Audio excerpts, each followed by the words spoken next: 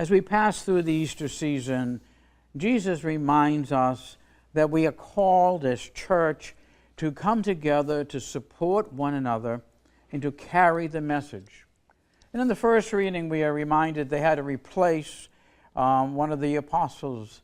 And so the decision is to made, and they picked the follower who would know the whole story of Jesus and would keep that wonderful story alive in the community of God.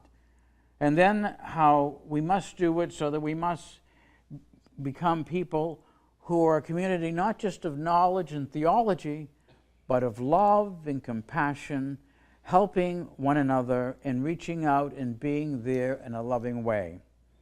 And that we are there together because that strength is what carries us through. Today we honor throughout our country and the world Mother's Day. And to me, it's just such a beautiful vocation for any woman to have.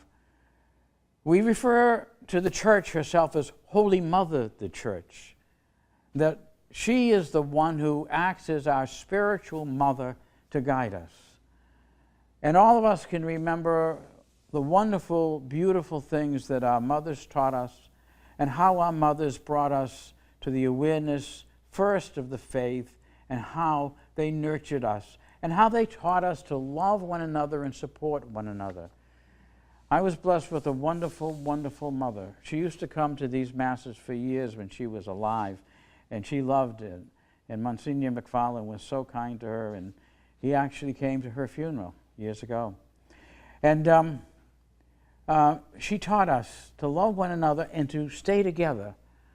When she was dying, she said to me, "Tom, keep the family together." And I said, "Why are you saying that, Mom?" She said, "It's hard to live in the world, and if you're fractured and divided, you can easily lose your way.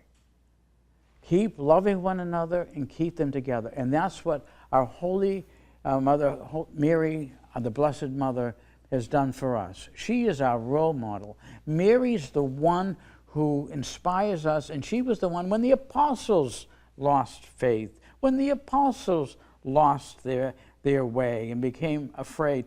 It was Mary's constant understanding that God would make this thing work. We just had to stay with him.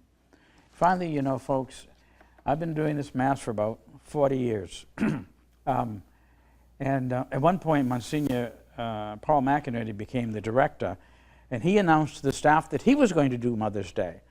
What that year is, that was going to be different. And I found out afterwards, the staff said, no, Father Tom Kopp does that. He comes in, and when I was at Channel 7, one of the producers said, if it ain't Father Kopp, it's not Mother's Day, you know. So, but I do have to share this with you. I have been so blessed, and it's been wonderful to be with you these almost 40 years. But this is my last year doing this. Because of medical reasons, I have to step down for about a year to work on my health and things. It doesn't appear serious at this point, but it's something I must deal with. So this will be my last Mother's Day, but I thank all of you over the years who have supported me. For Charles, who represents the camera crew and Catholic TV, who was there and was praying for me in my dark days with cancer and everything. I'm so indebted to Catholic TV and all of the staff. It has been absolutely a joy. It's hard to believe it's been 40 years, but it's time to step down to address my health issues.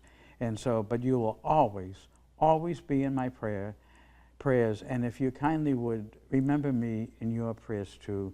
And happy Mother's Day to all the mothers and grandmothers.